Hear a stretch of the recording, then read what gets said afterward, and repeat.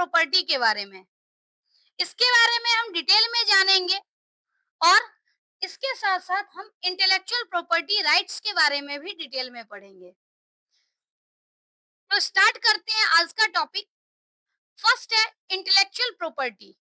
It refers to the creation of the human mind, यानी human के द्वारा जो भी क्रिएशन की जाती है वो मेनली इंटेलेक्चुअल प्रॉपर्टी होती है, इंक्लूडिंग इन्वेंशंस। इन्वेंशंस जैसे न्यू प्रोडक्ट, प्रोसेस और डिवाइस। और इसको प्रोटेक्ट करने के लिए पेटेंट यूज किया जाता है। हालांकि इसके बारे में हम डिटेल में देखेंगे। दूसरा है literary and artistic work. Literary and artistic work जैसे बुक, म्यूजिक, पेंटिंग, सॉफ्टवेयर, और इसको प्रोटेक्ट करने के लिए कॉपीराइट यूज करते हैं। नेक्स्ट है डिजाइन्स। डिजाइन्स का मतलब है जैसे कि इंडस्ट्रियल डिजाइन्स, प्रोडक्ट पैकेजिंग, ये सब को सेफ रखने के लिए डिजाइन राइट्स का यूज किया जाता है। सिंबल्स, नेम्स एंड इमेजेस, इसे सिक्योर रखने के लिए ट्रेडमार्क, लोगो जैसे कि हम बोलते हैं, इसको ट्रेडमार्क के द्वारा प्रोटेक्ट किया जाता है। तो ये जितने भी आपने क्रिएशन देखे, ये क्रिएशन ह्यूमन का होता है और इसे प्रोटेक्ट करने के लिए किसी ना किसी तरीके का इंटेलेक्चुअल प्रॉपर्टी राइट यूज किया जाता है, ताकि कोई दूसरा पर्सन जो है बिना परमिशन के इसे यूज ना कर सके। These creations are intangible, meaning that they can't be physically touched, but they hold value and can be legally protected from unauthorized use by others. मतलब क्या है कि ये जितने भी क्रिएशंस हैं, आप अगर देख रहे होंगे तो इसमें से कोई भी ऐसा क्रिएशन नहीं है जिसको हम फिजिकली टच कर सकते हैं, लेकिन फिर भी इसकी कोई ना कोई वैल्यू है। और जब अगर वैल्यू है तो फिर हम उसे लीगली प्रोटेक्ट करना हमारी जिम्मेदारी है। This protection is granted through various legal mechanism like patents, copyrights and trademarks. Think of it like this: you can't hold an idea in your hand, but that idea can be turned into an invention, a piece of art, or a song. मतलब कोई भी idea हो, वो idea को आप actual में generate कर सकते हो। Intellectual property laws exist to recognize and protect the ownership of this tangible creation. Intangible creations, similar to how physical property laws protect things like your car or house. जैसे क्या है कि ये जो क्रिएशन होती है ये इंटेंजिबल होती है। तो जैसे टेंजिबल कंपोनेंट जो फिजिकली एग्जिस्ट करते हैं, उसको प्रोटेक्ट करने के लिए भी हमारे पास कुछ रूल्स होता है। उसी तरीके से इंटेंजिबल कंपोनेंट, इंटेंजिबल क्रिएशन को प्रोटेक्ट करने के लिए भी सर्टेन रूल्स बनाए गए हैं। नेक्स्ट टॉपिक है understanding intellectual property is important for various reasons. First है creative professional, knowing how to protect their own work and how to use the work of others legally। मतलब क्या है, intellectual property के respect में हमें कुछ particular चीजें जानना जरूरी है। हमें ये पता होना चाहिए कि अगर जैसे कोई क्रिएटिव प्रोफेशनल है, उसे ये पता होना चाहिए कि हम अपने वर्क को कैसे प्रोटेक्ट कर सकते हैं। और दूसरा ये भी पता होना चाहिए कि अगर कोई काम किसी दूसरे ने किया है तो उसे हम रिस्पॉन्सिबल तरीके से कैसे यूज कर सकते हैं। दूसरा है businesses, protecting their brand identity and innovations while understanding how to use existing intellectual property responsibly। जैसे हम अगर कोई बिजनेस स्टार्ट करते हैं तो उस केस में अगर कोई ब्रांड की आइडेंटिटी है, कोई इनोवेशन है, तो हमें उसे कैसे यूज करना है, या किसी दूसरे का अगर है तो उसे हमें उस पर्टिकुलर चीज से किस तरह से बचना है, दोनों की नॉलेज होनी चाहिए। नेक्स्ट है consumers, Be aware of the rights associated with intellectual property and respecting them. मतलब एज अ कंज्यूमर हमें भी पता होना चाहिए कि इंटेलेक्चुअल प्रॉपर्टी राइट क्या है और किसी पर्टिकुलर ब्रांड का क्या राइट है। इंटेलेक्चुअल प्रॉपर्टी राइट्स, शॉर्ट में इसे हम आईपीआर बोलते हैं। It is the legal protection granted to the creators of original works and inventions। यानी आईपीआर एक तरह का लीगल प्रोटेक्शन है जो कि किसी क्रिएटर को ओरिजिनल वर्क और इन्वेंशंस के लिए दी जाती है। Here here's a breakdown of what they are and why they are matter।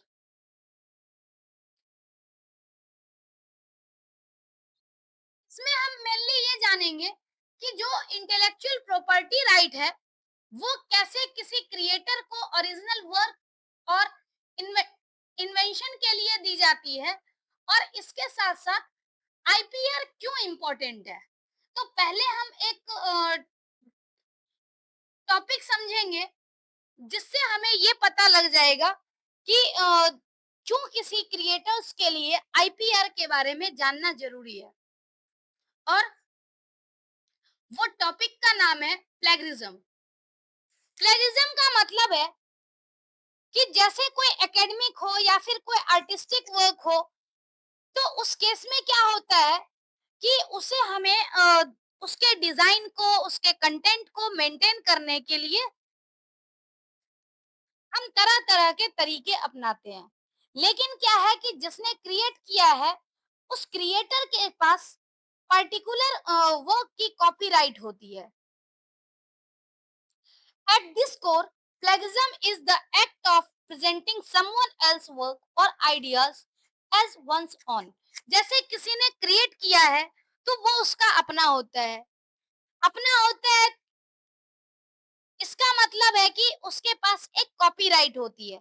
लेकिन अगर किसी पर्सन ने दूसरे के आइडियाज को या वर्क को यूज कर लिया तो ये प्रोसेस जो होता है इसे हम प्लेगिज्म बोलते हैं।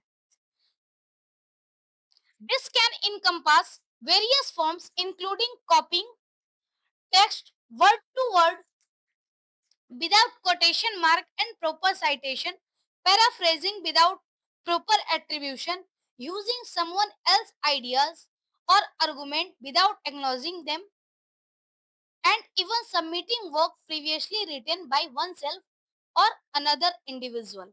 कहने का मतलब है कि चाहे हम किसी के टेक्स्ट को वर्ड टू वर्ड कॉपी कर लें या फिर पैराफ्रेज कर दें, साथ में ही जैसे अगर हम किसी के वर्क को एज इट इज यूज कर लें, क्रेडिट ना दें, तो ये सब प्लेगरिज्म में आता है। It is crucial to avoid plagiarism for various reasons. कुछ रीजन है जिससे कि प्लेगरिज्म के को अवॉइड करना काफी क्रूशियल हो सकता है। जैसे फर्स्ट है maintaining academic integrity and ethical standard. यानी जो किसी कंटेंट की इंटीग्रिटी है उसको मेंटेन करना मुश्किल हो सकता है अगर हम किसी दूसरे के कंटेंट को यूज करें। नेक्स्ट है giving credit to the original source and avoiding copyright infringement. मतलब अगर हम यूज भी कर रहे हैं तो उस केस में हमें ओरिजिनल सोर्स को क्रेडिट देना होगा ताकि कॉपीराइट इन्फ्रिंगमेंट ना हो सके। Developing your own critical thinking and communication skills. मतलब इसके लिए हमें क्या करना है, अपनी थिंकिंग और कम्युनिकेशन डेवलप करनी होगी ताकि हम दूसरे का कंटेंट जो है वो यूज ना करें। There are several types of plagiarism each with its own characteristics and degree of severity। यहाँ पर कुछ प्लेगिज्म के टाइप दिए गए हैं और हम उसके बारे में ये भी जानेंगे कि वो कितना खतरनाक है और किससे प्रॉब्लम आ सकती है और किससे प्रॉब्लम नहीं आ सकती है। तो पहला है जैसे डायरेक्ट प्लेगिज्म। इसका मतलब है this involves directly कॉपिंग someone else work without any modification और पैराफ्रेजिंग। मतलब हम किसी के वर्क को अगर डायरेक्टली कॉपी कर रहे हैं विदाउट मॉडिफिकेशन तो इसे हम डायरेक्ट प्लेगिज्म कहते हैं। It can include कॉपिंग entire passages, sentences और पैराग्राफ विदाउट साइटेशन। साइटेशन का मतलब है कि हमें किसी को क्रेडिट देना है कि उसने ऐसा कहा है, तो हमें बिना कुछ बताए हुए अगर हम उसके कंटेंट को कॉपी कर लेते हैं तो ये डायरेक्ट प्लेगिज्म की कैटेगरी में आता है। नेक्स्ट है पैराफ्रेजिंग प्लेगिज्म।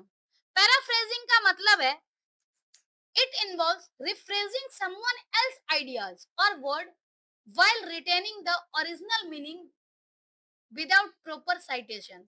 मतलब क्या है कि जो भी कंटेंट है उसे ही हम यूज कर रहे हैं, लेकिन उसका जो वर्ड है, आइडियाज है, उसको हम डिफरेंट तरीके से यूज कर रहे हैं।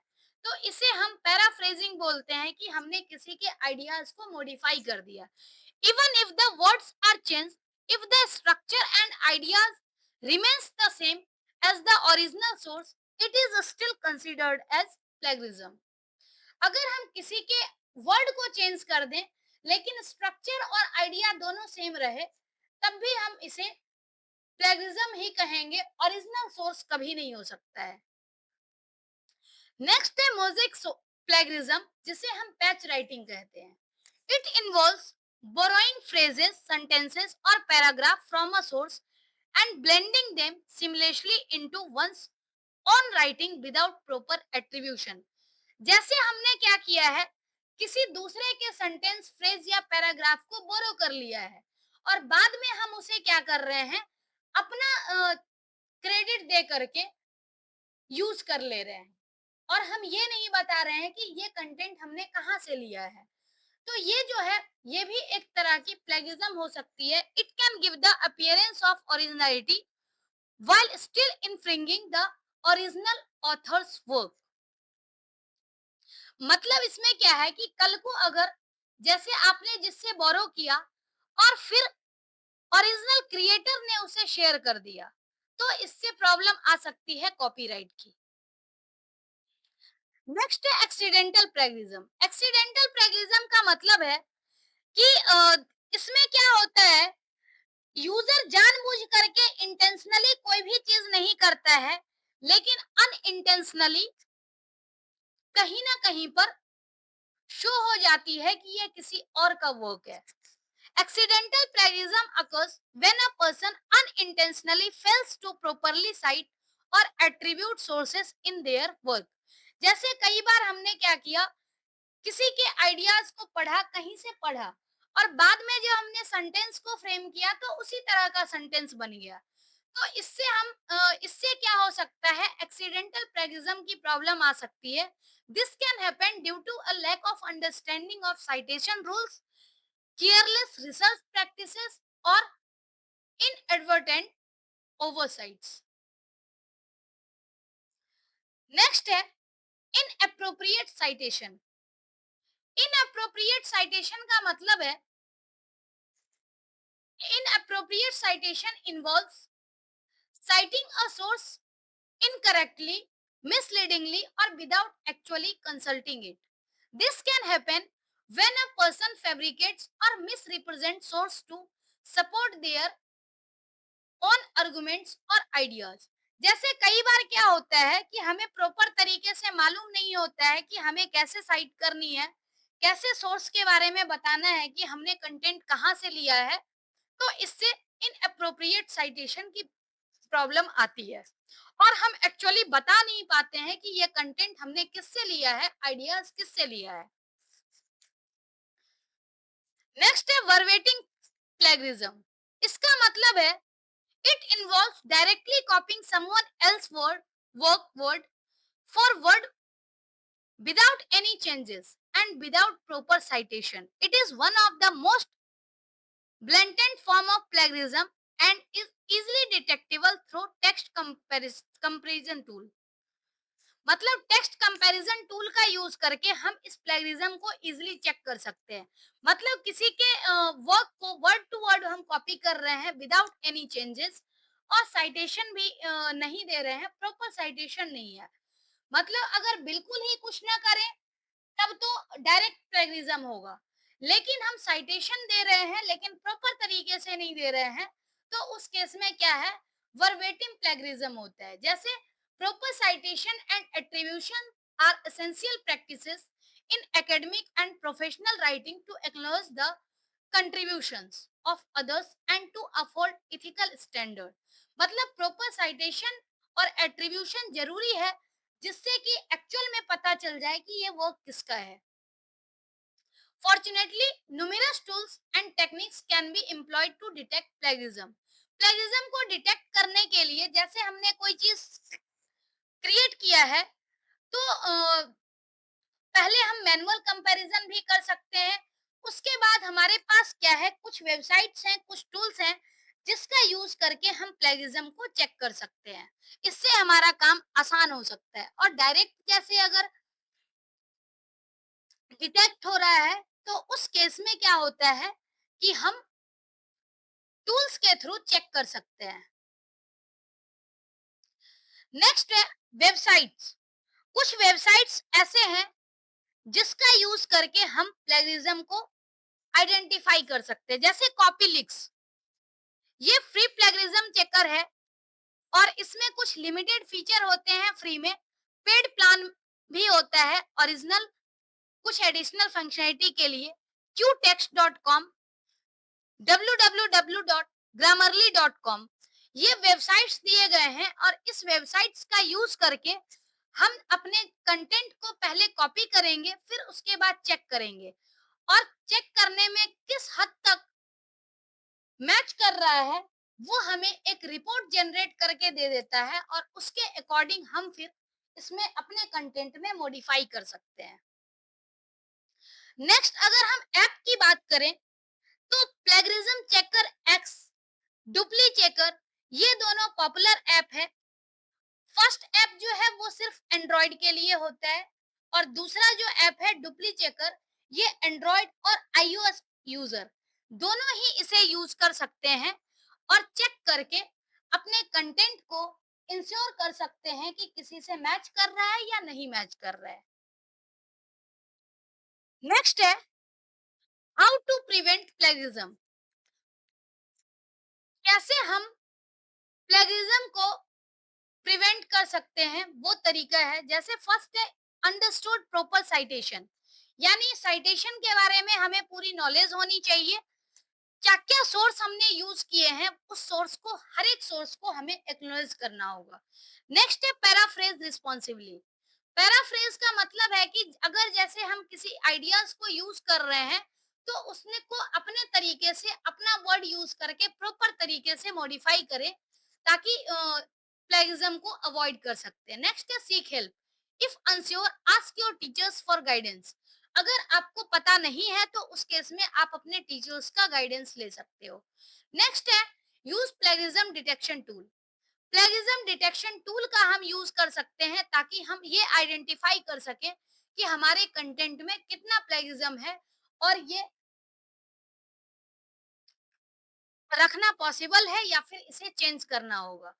तो प्लेगिज्म डिटेक्शन टूल का यूज करके हम आइडिया ले सकते हैं। नेक्स्ट है develop your own ideas and perspective on a topic. हम दूसरे को के कंटेंट को कॉपी करने की बजाय हर एक टॉपिक पे पहले अपने आइडियाज को डेवलप करें, अपने पर्सपेक्टिव को डेवलप करें और उसी को लिखें। इससे क्या है, हमें दूसरे की कंटेंट कॉपी नहीं करनी पड़ेगी और जब कॉपी हम नहीं करेंगे तो प्लेगिज्म का प्रॉब्लम आएगा ही नहीं। एक है Google explorer. Try exploring Google explorer and cite the source whenever you use it. This improves the quality of your work and make your writing look professional. Google scholar tool का use करके हम अपने writing work को professional बना सकते हैं। आप इस टूल को ट्राई भी करेंगे। अब एक सबसे एआई की दुनिया में जो जितने भी एआई टूल हैं, चाहे वो चैट जीपीटी हो या कोई भी एआई टूल है, तो क्या ये एआई टूल जो है ये प्लेगरिज्म फ्री है या फिर नहीं है, ये हमेशा सस्पेंस बना रहता है। तो हमें एक्चुअल में फैक्ट जानना चाहिए कि जितने भी एआई हैं, एआई टूल मेनली काम कैसे करते हैं। तो कई बार जैसे साइट पे कुछ कंटेंट पड़े हुए हैं, किसी ऑथर के कंटेंट हैं, तो वहां से ये रेफरेंस ले सकता है। आखिर ये भी वेब को एनालाइज करके ही हमें रिजल्ट देता है। तो उस केस में क्या होता है, हो सकता है कई बार किसी ऑथर का या किसी दूसरे के कंटेंट को आपको शो कर दे। तो उस केस में क्या है, कुछ प्रॉब्लम्स आ सकती है प्लेगियरिज्म की। तो हमें चैट जीपीटी या कोई भी एआई टूल जब हम यूज करें, तो उस केस में हमें कुछ पर्टिकुलर गाइडलाइंस ध्यान में रखना होगा। जैसे कि ऐड वैल्यू, मतलब अगर हम एआई का यूज करके कोई भी कंटेंट जनरेट करते हैं, तो उस केस में फिर हम उसे प्रॉपर तरीके से मॉडिफाई करें। जो भी आइडियाज वहां पर हमें मिलता है, उस आइडियाज को प्रॉपर तरीके से मॉडिफाई करके, वर्ड को चेंज करके, तरीके चेंज करके, और उसकी हम वैल्यू को बढ़ा सकते हैं, जिससे कि डायरेक्ट कॉपीड कंटेंट ना लगे। दूसरा है check for accuracy and reliability. जैसे कई बार क्या होता है कि हम अपना कंटेंट लिखते हैं, और कंटेंट लिखने के बाद हम एआई का यूज करके उसकी एक्यूरेसी को बढ़ाते हैं, इम्प्रूवमेंट करते हैं उसमें। तो ये काम हम कर सकते हैं। दूसरा है बी ट्रांसपेरेंट। बी ट्रांसपेरेंट, इसका मतलब है कि जैसे हमने कई बार अगर टेक्स्ट में एआई जनरेटेड वर्क किए हैं, तो उस केस में क्या है, हम क्रेडिट दे सकते हैं कि ये हमने एआई के थ्रू जनरेट किया है, और कौन सा आपने खुद क्रिएट किया है। तो ट्रांसपेरेंसी मेंटेन रखना चाहिए। नेक्स्ट है respect copyright and intellectual property. मतलब किसी का अगर कॉपीराइट लॉ और इंटेलेक्चुअल प्रॉपर्टी राइट्स का हमें ध्यान में रखना चाहिए।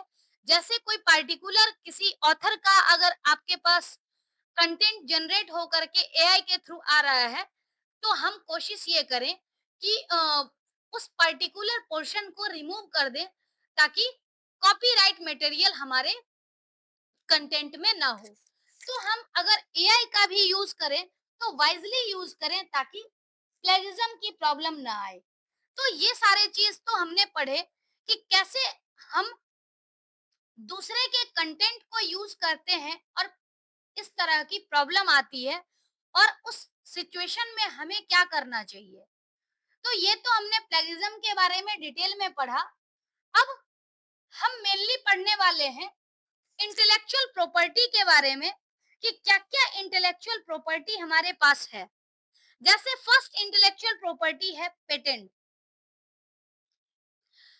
Patent patent is a legal right granted by a government to an inventor, giving them exclusive right to their invention for a limited time in exchange for publicly disclosing their details about the invention in a patent application।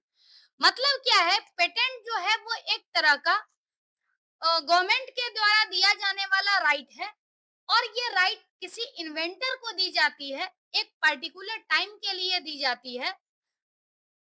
This allows user others to learn from the invention and helps to advance technology, protect invention, product, processes, machine, composition of matter that are new, useful and non obvious. मतलब इसके patent के through ऐसे चीज को protect किया जाता है जो हर किसी के लिए नोन ना हो। मतलब क्या है कि किसी ने कुछ नई खोज की है, जैसे अगर आप बात करते हैं डोमिनोज की, तो पूरे इंडिया में हर जगह जहां जहां डोमिनोज है, सबका टेस्ट बिल्कुल सेम है। ऐसा नहीं है कि डोमिनोज के लोकेशन के अनुसार उसका टेस्ट वेरी करता है। तो ऐसे क्या है कि उसके जो रेसिपी है कोई और यूज नहीं कर रहा है। तो इस तरीके से क्या है कि हम किसी के पेटेंट को, किसी के इन्वेंशन को हम प्रोटेक्ट कर सकते हैं। In India the patent act of 1970 along with subsequent amendment governs the patenting regime। मतलब जो पेटेंट एक्ट 1970 में आई थी, उसके बाद इसमें कुछ अमेंडमेंट हुई। तो ये पेटेंट एक्ट जो है,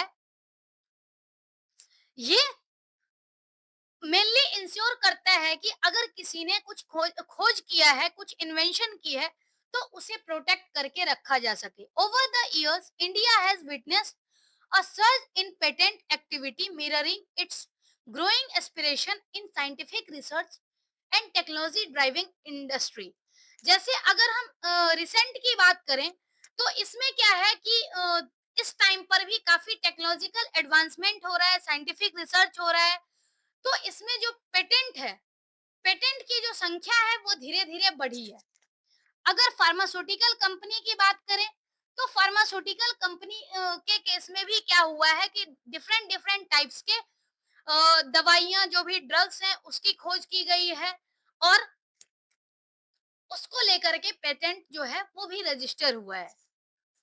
तो इस तरीके से अगर किसी ने कुछ खोज किया है तो वो चीजें रजिस्टर करवानी पड़ती है। अब यहाँ पर क्या है कि एक जर्नल का लिंक दिया हुआ है, जर्नल लिंक है जिसकी हेल्प से हम ये देख सकते हैं कि कौन सा जो पेटेंट है वो किस चीज के लिए यूज किया जाता है, उसके बारे में पूरी डिटेल है। तो आप इस गिवन लिंक की हेल्प से आप पेटेंट के बारे में और भी डिटेल में पढ़ सकते हैं। नेक्स्ट है copyright. Copyright, it is a type of intellectual property that protects original work of authorship. जैसे पेटेंट में क्या है, इन्वेंशन वगैरह को एक राइट दिया जाता है। कॉपीराइट में क्या है कि जो हमारा ओरिजिनल वर्क है, चाहे वो ऑथरशिप हो, बुक की बात हो, या फिर हमने कोई पर्टिकुलर कंटेंट बनाए हैं, कोई पोएम लिखे हैं, तो उससे रिलेटेड जो ऑथरशिप है उसकी राइट दी जाती है। It grants the creator or their designated owner exclusive right to control how their work is used for a limited time। मतलब कॉपीराइट जो है वो एक ऐसा राइट है जो ऑथर को दी जाती है, मतलब ओरिजिनल वर्क के लिए, ऑथरशिप के लिए राइट दी जाती है कुछ पर्टिकुलर टाइम के लिए। Copyrights give the creator control over reproduction, distribution, performance and derivative works based on the original. मतलब कॉपीराइट की हेल्प से ये प्रोटेक्ट किया जाता है कि दूसरा कोई पर्सन इस कंटेंट को एज इट इज या फिर किसी मॉडिफिकेशन के साथ यूज ना कर सके। Copyright protects creative works that are original and have been tangibly expressed. मतलब ऐसे ओरिजिनल वर्क जो है उसको कॉपीराइट प्रोटेक्ट करता है। This can include various forms such as literary works, जैसे कि books, poems, articles, script.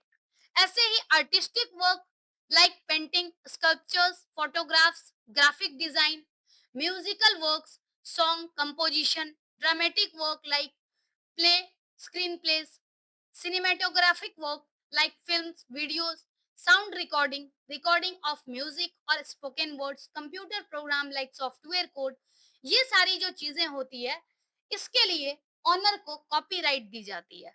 The copyright owner has exclusive right to reproduce the work. मतलब कॉपीराइट यूजर ऑनर जो होगा सिर्फ वही अपने वर्क को रिप्रोड्यूस कर सकता है, दूसरा कोई पर्सन इसे रिप्रोड्यूस नहीं कर सकता है।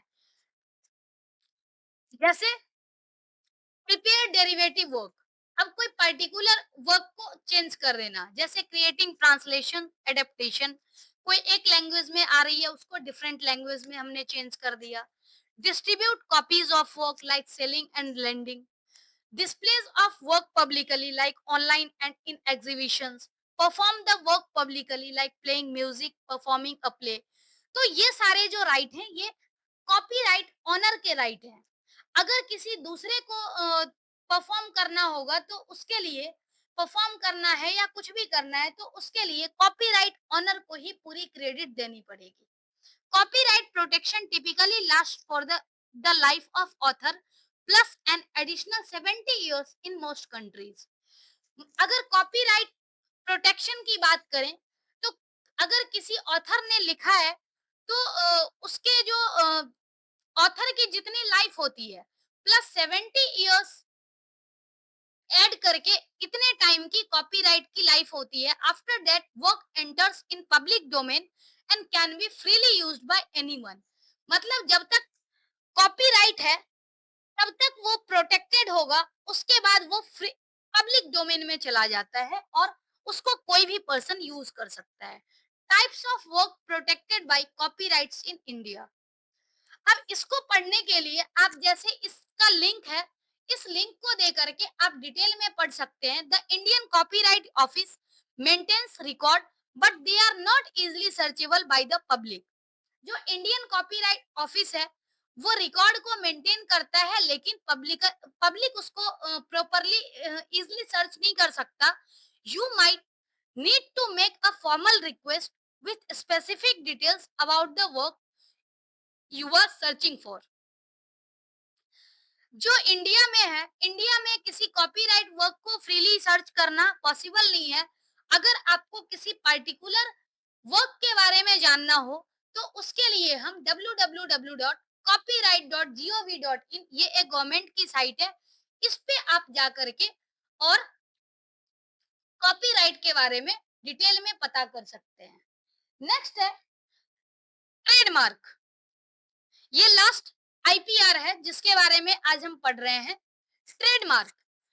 Trademark is a type of intellectual property that consists of a recognizable sign, design, or expression that identifies a specific product or service from a particular source and distinguishes it from others. Trademark generally क्या होता है, किसी particular company का लोगो जिसके जिसे देख करके identify किया जाता है। अब आप स्क्रीन पे देख रहे होंगे, इस इमेज में कुछ कंपनी के लोगो दिए गए हैं। उस कंपनी को के लोगो को देखते ही हम पहचान जाते हैं कि ये किस पर्टिकुलर कंपनी का प्रोडक्ट है। चाहे लिखा हो या नहीं लिखा हो, हम लोगो से भी पहचान लेते हैं। तो ये लोगो जो है ये बेसिकली ट्रेडमार्क, जब भी किसी लोगो को हम पर्टिकुलर तरीके से रिकॉग्नाइज करते हैं तो वो ट्रेडमार्क के थ्रू किया जाता है। Trademark help consumer recognize the origin of a product और सर्विस। यानी किसी सर्विस या प्रोडक्ट का जो ओरिजिन है वो पता करने के लिए ट्रेडमार्क हेल्प करते हैं। जैसे कोई फोन है, फोन के ऊपर लोगो बना हुआ होता है तो उससे हम पता कर सकते हैं कि ये किस कंपनी का फोन है। हमें पूरी डिटेल देखने की भी जरूरत नहीं होती है। नेक्स्ट है by establishing clear ownership and rights, trademark discourage infringement and counterfeiting. This allows them to make informed choices based on their past experience with the brand. जैसे कई बार क्या होता है कि कोई पर्टिकुलर प्रोडक्ट अगर हमने बनाया है और उसका ट्रेडमार्क है, अगर किसी से मिलता जुलता है तो हम प्रॉपर तरीके से उसे पहले रिसर्च कर लें और एक म्यूचुअल कंसेंट से, जैसे किसी ने बना रखा है पहले से तो एज इट इज आपको यूज नहीं करना है। तो इस केस में इन्फ्रिंगमेंट को जो है किसी भी तरह का अगर इन्फ्रिंगमेंट आता है तो उसको उससे बचने के लिए आपको प्रॉपर तरीके से उस डिजाइन के बारे में नॉलेज होनी चाहिए। ये नहीं कि आपने किसी की डिजाइन देखी और क्रिएट कर दिया। और अगर इस तरह का कोई पहले से पब्लिक डोमेन में पड़ा हुआ है और उस डिजाइन का कहीं यूज नहीं हो रहा है तो उस तरह के डिजाइन को हम क्रिएट कर सकते हैं। लेकिन अगर उस डिजाइन को किसी कंपनी ने होल्ड किया हुआ है तो उसे हम अपना नहीं सकते हैं। नेक्स्ट है trademark. Trademark help prevent confusion और ensure consumers are getting what they expect. जो ट्रेडमार्क है वो मेनली यूजर को जो है वो कंफ्यूजन क्रिएट होने से बचाता है और हम कंपनी को देख करके समझ सकते हैं कि वो किस कंपनी का प्रोडक्ट है। तो ट्रेडमार्क से इसमें हमें हेल्प मिल जाती है। तो ये है ट्रेडमार्क का फायदा। और अगर हम ट्रेडमार्क की बात करें तो ट्रेडमार्क जो है वो डिफरेंट फॉर्म में अवेलेबल है। जैसे कि वर्ड्स, अगर हम वर्ड्स की बात करें तो जस्ट लाइक नेम, स्लोगन, लोगो, टैगलाइन। ऐसे ही सिंबल्स की अगर हम बात करें तो सिंबल्स में भी लोगो, आइकन्स और डिजाइन्स हो सकते हैं। ऐसे ही साउंड्स जस्ट लाइक जिंगल और म्यूजिक थीम्स, म्यूजिकल थीम्स। जैसे आईपीएल का साउंड है, तो आईपीएल का साउंड बजते ही सबको पता चल जाता है कि ये आईपीएल का साउंड है। ऐसे ही कुछ सिंबल्स, कुछ लोगों को देख करके हम आइडेंटिफाई कर लेते हैं कि किस कंपनी का है। तो ये ट्रेडमार्क का फायदा होता है। और अगर हम आईपीआर की बात करें तो आईपीआर इसी तीन डिफरेंट फॉर्म में जनरली होती हैं। अब यहाँ पर कुछ पेटेंट डिस्प्यूट के एग्जाम्पल दिए हुए हैं जो कि आप जान सकते हैं। हालांकि एज इट इज ये कभी पूछा नहीं जाता। इसके बारे में अगर आप ज्यादा जानना चाहते हैं तो आप इसकी स्टोरी को पढ़ सकते हैं। तो ये मेनली जो हम अपने वीडियो में आज पढ़ रहे थे वो मेनली था एक तो इंटेलेक्चुअल प्रॉपर्टी के बारे में बेसिक डिटेल। हमने प्लेगरिज्म के बारे में पढ़ा कि किसी ने अगर इंटेलेक्चुअल प्रॉपर्टी के साथ कोई छेड़छाड़ किया है तो किस तरह की प्रॉब्लम्स आ सकती है। और दूसरा हमने डिफरेंट आईपीआर के बारे में जाना। आईपीआर जैसे कि पेटेंट, कॉपीराइट और ट्रेडमार्क। तो ये आज की वीडियो थी जो हमने डिटेल में पढ़ा। नेक्स्ट क्लास में हम पढ़ेंगे साइबर क्राइम और उसके डिफरेंट टाइप्स के बारे में। आज के लिए इतना ही। Thank you so much.